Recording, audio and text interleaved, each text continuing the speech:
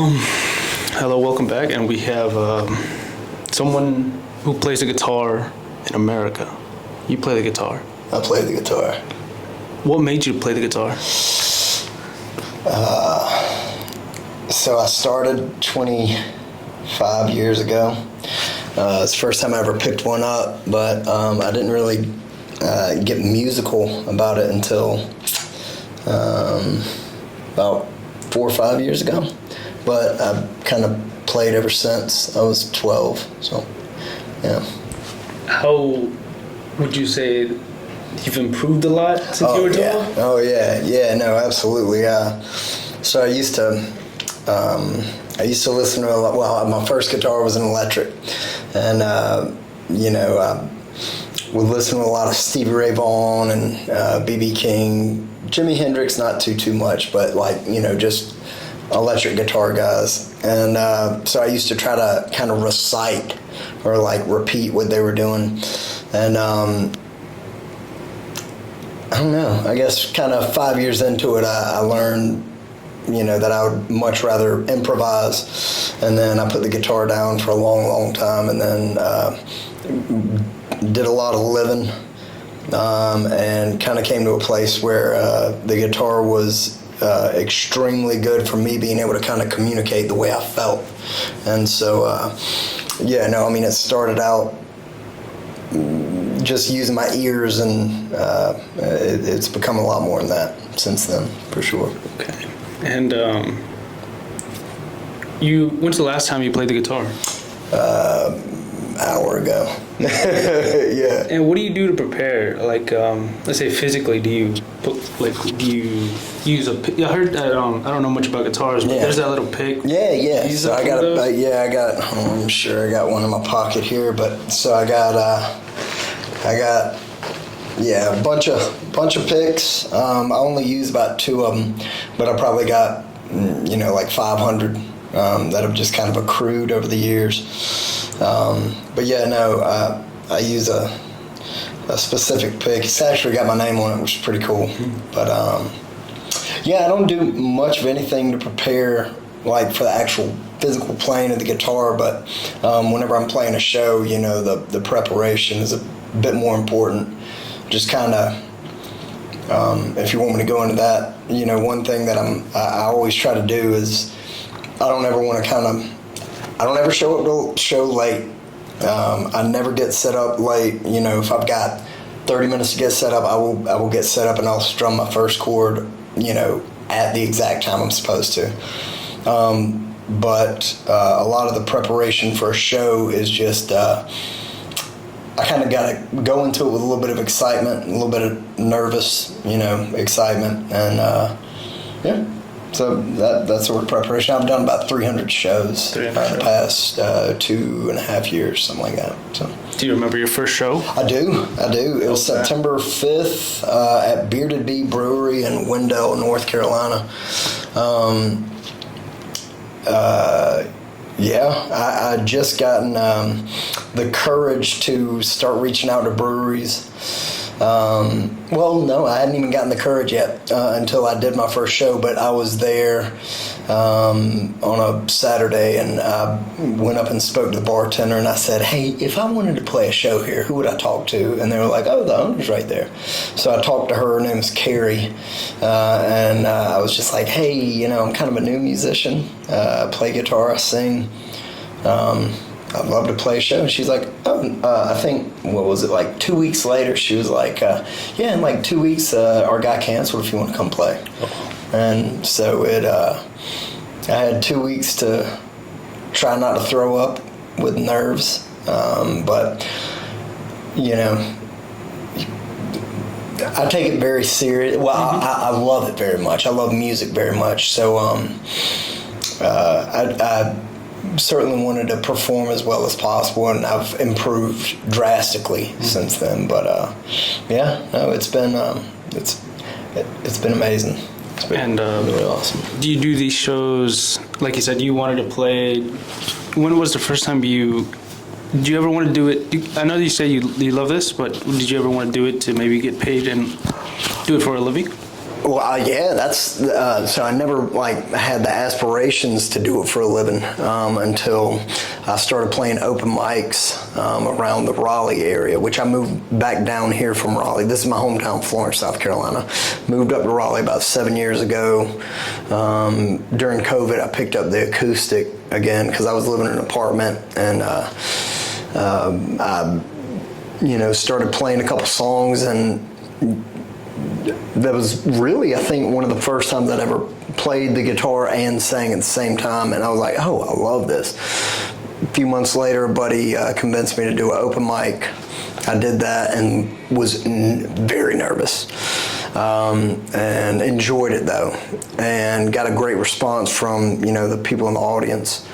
And then, so I mean, I've been, my first show, I got $100 an hour. It was a 3-hour show, simple math. And then, now I'm getting, I've got a show at the beginning of next month. It's gonna be $400 an hour, up in Raleigh. So,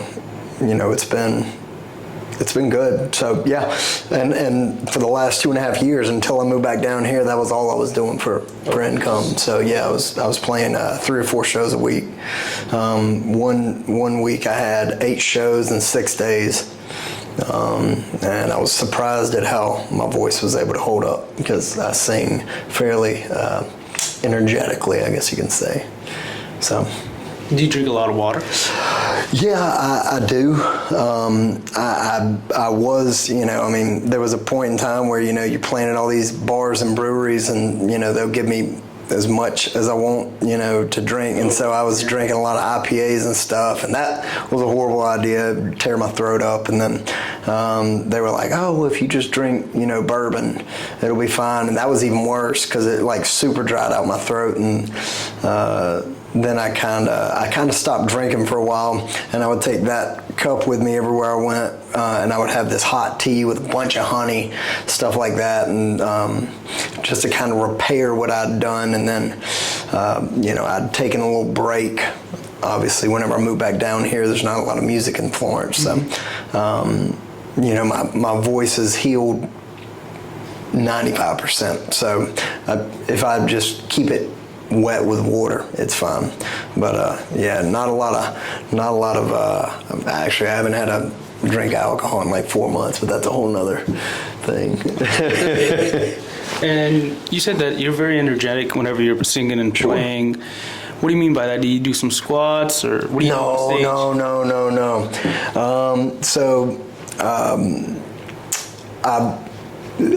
No. My setup is, I got my speakers, my monitor speaker, which plays back for me, microphone right here, bar stool I carry with me, and I've got a rug, a little, 5x7 rug that I carry with me, so that way I'm always playing the same, always playing in the same place. It's a way to trick my mind. But as far as the energy is concerned, not necessarily. I don't move around a lot, but I'm a fairly passionate person. So if I'm singing a song that's about, whatever, I try to get the emotion out. So, it takes a lot. It takes a lot of energy, a lot of diaphragm and kind of core muscles, stuff like that. Yeah. Have you ever crowd surfed? No, never crowd surfed. Been in a mosh pit or two, but not at any of my shows. I don't play anything with that sort of energy. We've heard like your inspirations, but what are you singing about? Like, what do you? Sure. So one thing that I say whenever people ask me like, what kind of songs do I play, I'll always say, if it's on the radio, I'm probably not going to play it, which, I feel like a lot of stuff on the radio is just marketing, just it's bright and shiny and it sounds perfect and the words are, so relatable, but it comes from, there's like, if you go to the bottom of the song, if you're listening on your phone, you'll see there's like 9 guys who wrote the song. So it's like, this has nothing to do with anybody's actual life. So one thing that I say, if you've heard it on the radio, I probably don't play it. Or if you hear it on the radio, granted there's some old stuff that they play that I'll play. But and I say if it's written from the heart and can be sung from the heart, that's probably what I'll play. So like I'll do A Change Is Gonna Come by Sam Cooke, or Tennessee Whiskey, which, it's kind of a good song. A lot of people know it, but I don't play a lot of songs that people know. So I say, if you're a fan of these people, then you'll enjoy my set. If not, you're welcome. I get to introduce you some really good music. Oh, okay. Oh, here, let me turn this on Do Not Disturb. All right. Continue. I'm sorry. No, you're good. So, you played a lot in America, right? Have you ever played like? I've never been out of America. Yeah. Would you like to play anywhere, like in maybe Pakistan or any place like that? I'd never thought about it. Sure. Yeah. I mean, I'll play really wherever. Even though it's still United States territory, I've got a friend who's got a bar in St. John Island, down, near in the Virgin Islands, I guess it is. And but she's on the American side, not the British Virgin Islands. So I'm supposed to play there at some point, but I gotta kind of work that into my schedule. So. Gotcha. And whenever you're playing, do you have anybody, like other instruments in the background, or is it just mainly you and the guitar? So I've got a band, but we don't play together primarily. I mean, I think we play maybe 10 shows, but I do, because I've got ADHD, so I like, I really get into it whenever I'm singing and playing. I got a foot tambourine that I strap on my foot, and so when I'm tapping my foot, it kind of gives a slight percussive sound. But yeah, no, other than that, it's just me, my guitar, and my voice and my tambourine. Yeah. All right, and say after how long is one of these shows? 3 hours usually. I mean, 3 hours. I'll play, on occasion I'll play just a 2-hour set, but usually it's 3 hours. And straight on, like no rest? Yeah, so that's kind of the weird thing about me. Most people will take, 2, 10, 15-minute breaks, but I'm just kind of like, once I sit down, I'll stay there and play for 3 hours. I've played one show one time where everybody just kept saying, like, keep going. I was like, you sure? And bar owner was fine. I played for 4.5 hours. That was also up in North Carolina, which the majority of my stuff has been. But I'll sit there and play until I'm done, play until my time's up. It sounds like a big workout, really. It kind of is. It kind of is. More so mentally, I've got to stay focused, because, if you're just sitting there playing for an hour, you kind of just start slurring your words and getting sloppy with your, guitar. And I'm like, no, I want the last song to sound better than the first one. And every song in between, I want it to sound as good as it can. So, it's a workout, just, making sure that I, provide quality. I don't want to just sit there and be background noise that people try to tune out. I like whenever people interact and like, I like that song, that was good. So it's a workout. Yeah, and so like once one of these is done, do you go straight to bed or do you interact with people? So my least favorite part of a show is right when it's done. It takes anywhere from 30 minutes to sometimes like an hour and a half to break down all my equipment, put it in the truck. Because a lot of people, say if I'm playing somewhere, I'll call it local. If I'm playing somewhere where friends of mine are going to show up, sometimes I'll talk for an hour while I'm trying to wrap up, and I end up basically just saying, all right, put the stuff down, communicate, and then just be like, hey, I gotta get loaded up. Yeah. Some people, they don't get the idea. They just sit there and asking me a million questions, and I'm like, I really got to get going. And they're still just asking me questions. I'm like, because I don't like being mean to people. I mean, that, or being rude or short or anything like that. So I always try to interact because, I don't know, there's a lot of people out there that think a little too highly of themselves. So, you know, I would prefer being able to quickly load my stuff up, you know, say hey to a few people, but not necessarily have conversations, grab my check, go home, and, you know, take a shower and get to sleep. You know? So that would take about an hour as opposed to like 2.5 hours. Mm-hmm. And so, like you said, you're mainly getting checked. Have you ever gotten, so it's mainly check, no cash or cash out? Yeah, I mean, they, you know, they'll pay me kind of however, but usually it's a check. You know, there's a couple places that always know they're going to have cash, which is fine.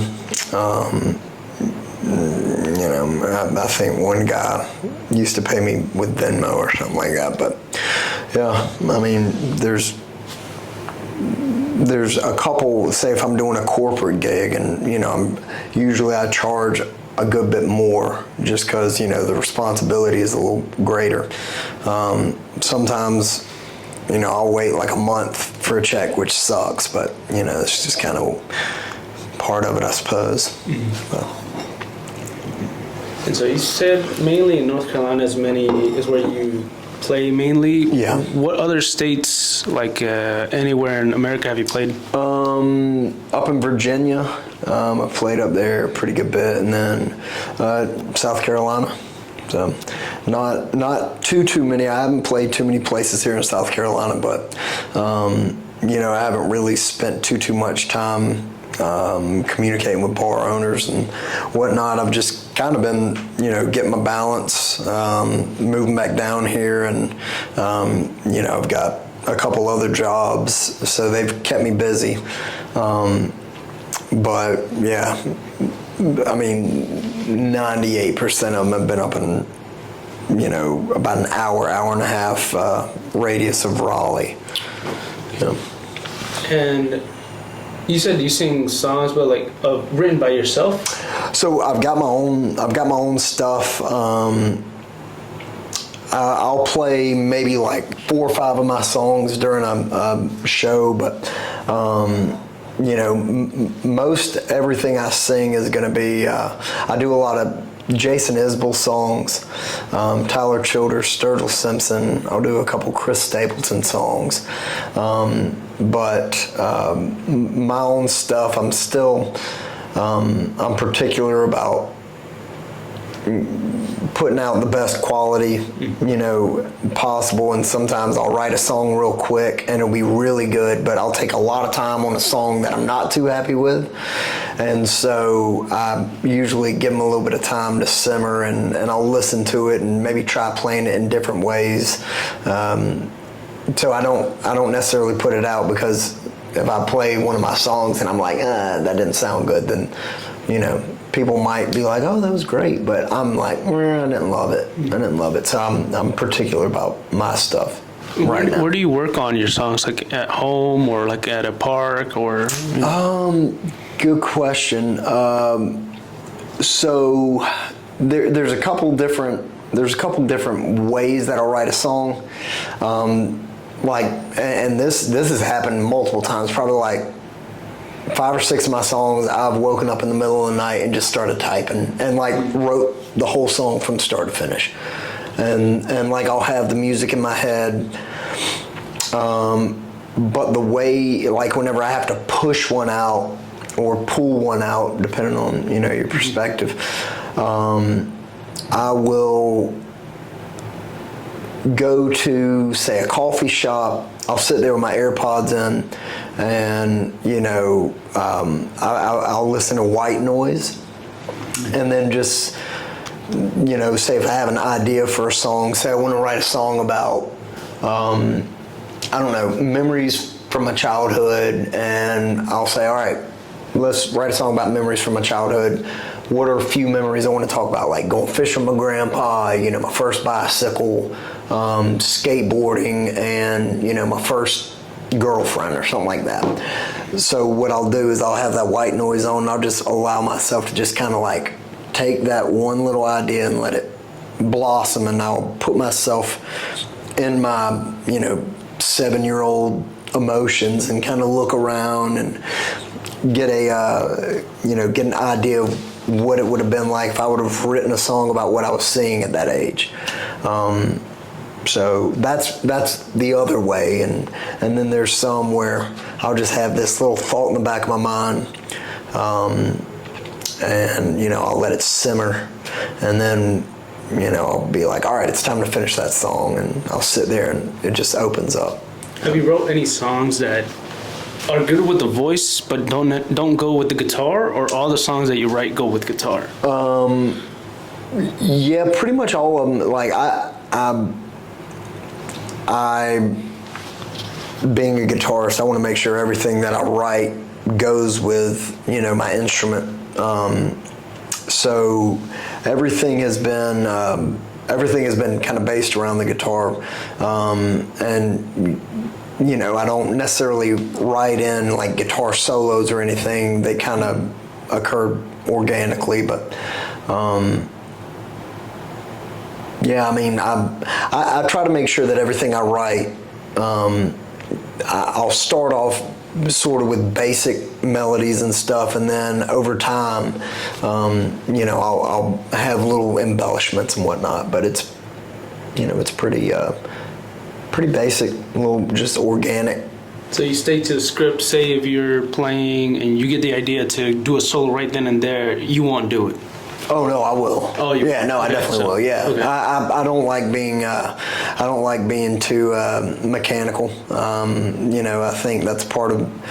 I guess you can call me an artist, but part of being an artist for me is not feeling like I have to do. I mean, every song that I've played, and I've played, 3 hours of playing 300 times. So that's 90,000 minutes. I've probably played, 15,000 songs, out of a group of, say, about 200-300 songs. So, say I've played a song 150, 200 times. I've probably never played it the same once, twice or whatever. I always, say if I'm having a good day, an energetic day, I will sing a song, say a song that I sing every single time. If I'm having a good, positive day, I'll sing it differently than if I'm having like a melancholy sort of bad day. I might kind of rest in a bit of I hate to say sadness. I'm not a sad person, but a lot of the songs I write, kind of are written about maybe sad topics or stuff like that. So. But yeah, no. So if I'm thinking about playing a solo, I will play it exactly how I hear it in my head at that moment. Mm-hmm. And like you said, you read about sad songs, and say you feel sad, and then you start singing a sad song, but then the crowd just they start going along with it. Will that energize you to play a good song, a happy song? So that's a good question as well.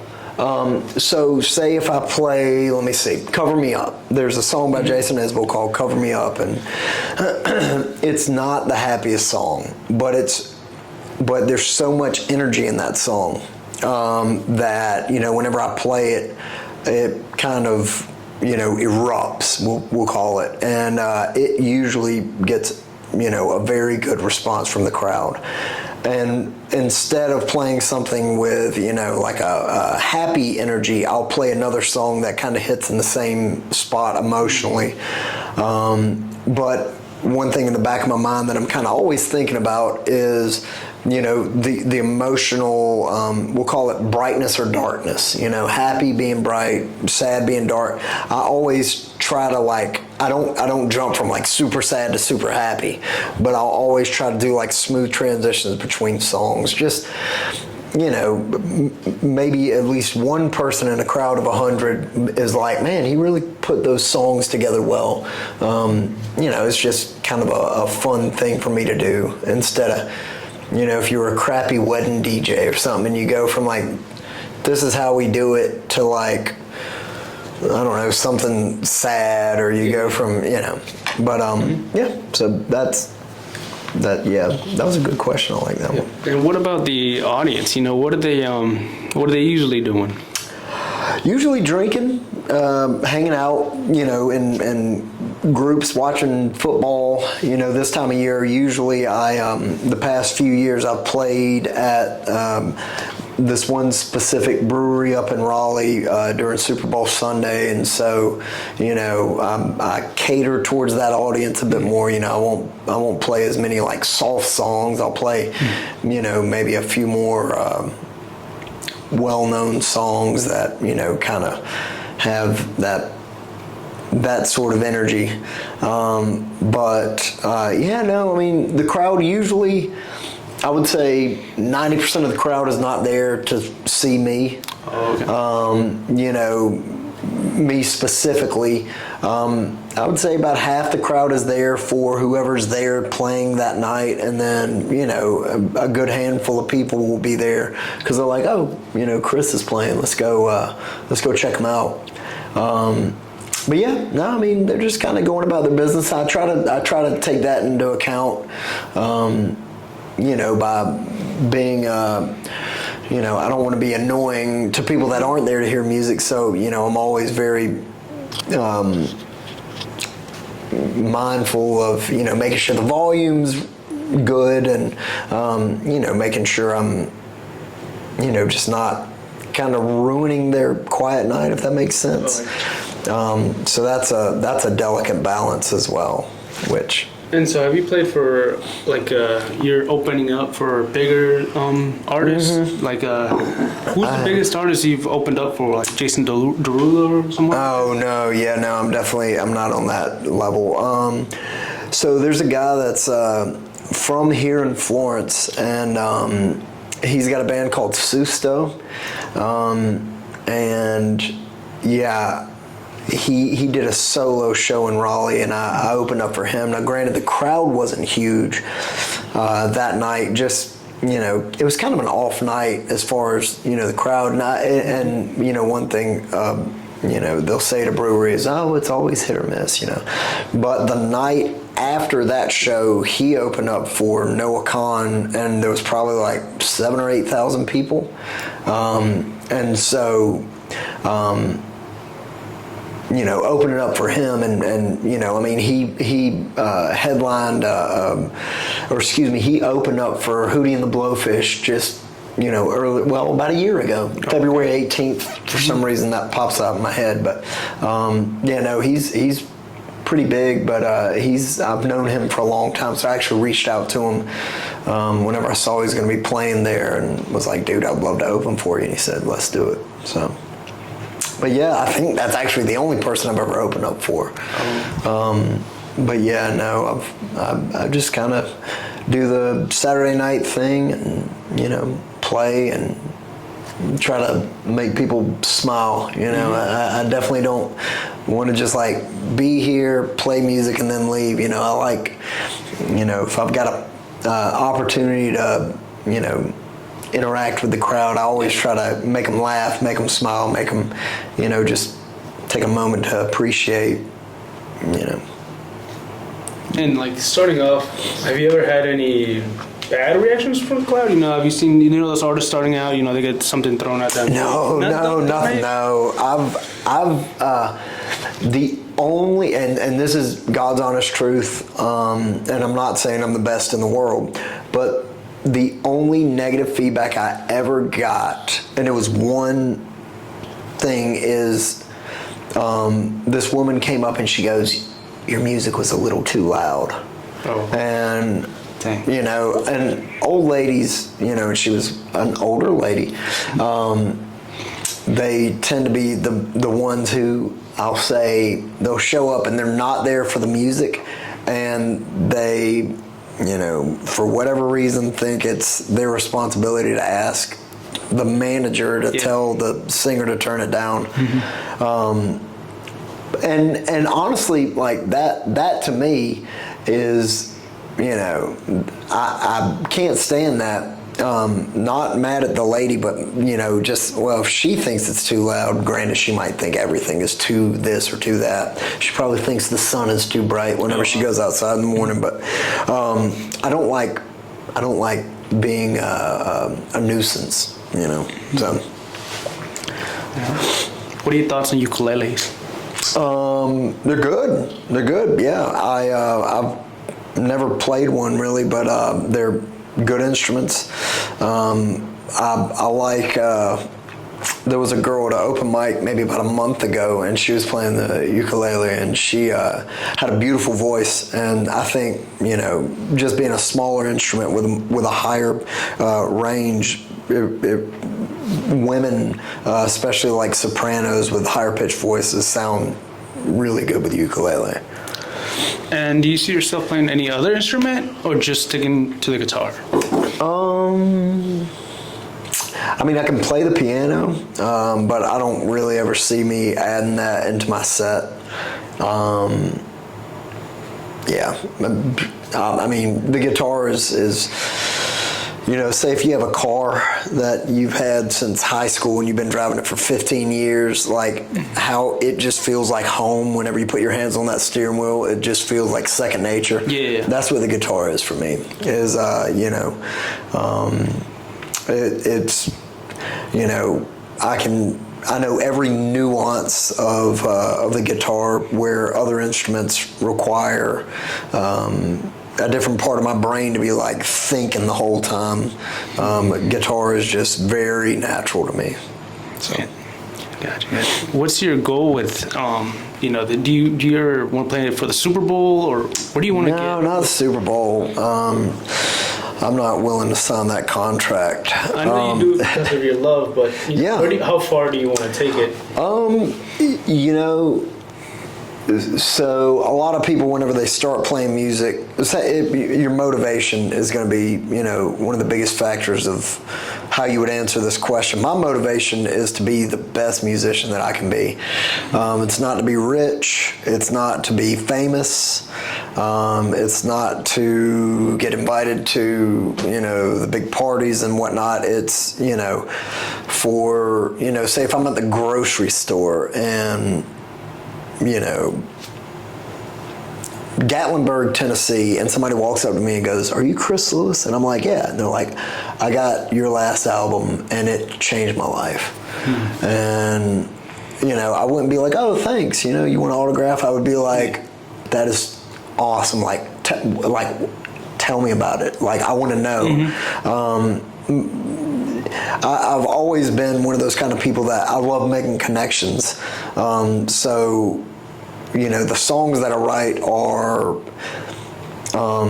they're about my experiences, but the way that I describe them, the way that I talk about them or sing about them, I want, you know, the listener to be able to go, "Holy crap, like that's me too."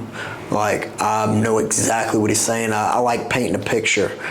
So yeah, I think just being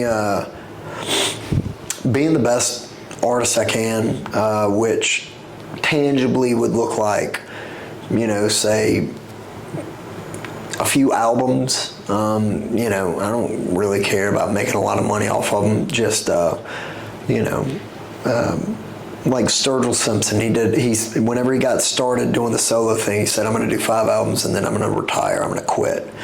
And he did 5 albums and then he quit.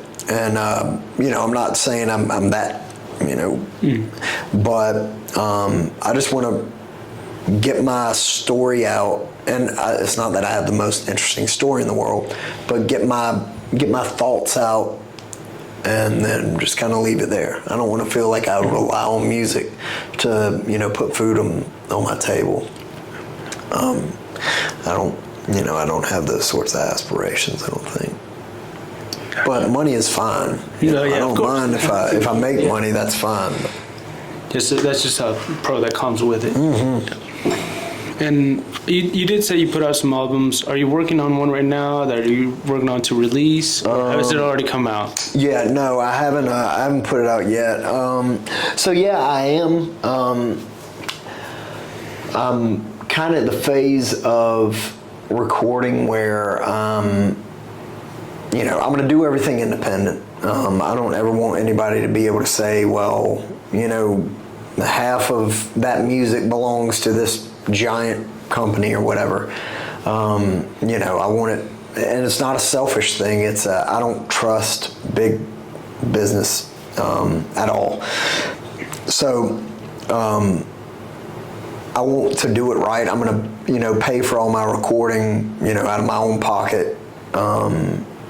And I want it produced the way that I think it sounds good. Because it's just very important for me to do it exactly the way that I want to. It's not me being a control freak. It's you know, say whenever, who was it? Da Vinci was painting the Mona Lisa. Who painted the Mona Lisa? Whatever. I think so. Whenever he was painting it, if there would have been somebody, you know, from a management company behind him goes, yeah, maybe we should make her a little happier looking, don't you think? You know, it's like, no, this is what I am, this is what I see.